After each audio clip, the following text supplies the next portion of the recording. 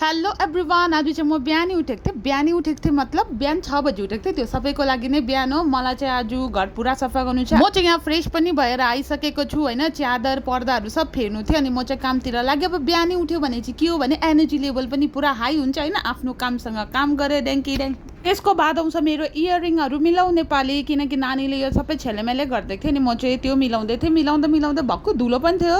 हाम्रो घर चाहिँ यो बाटोको छेउमा छ कि यस्तो डरलाग्दो धुलो उठ्छ नि। म त्यो पुस्नु थालेँ। मेरो छोरीले यहाँ भजन गाएर सुनाउँदैछ हामीलाई।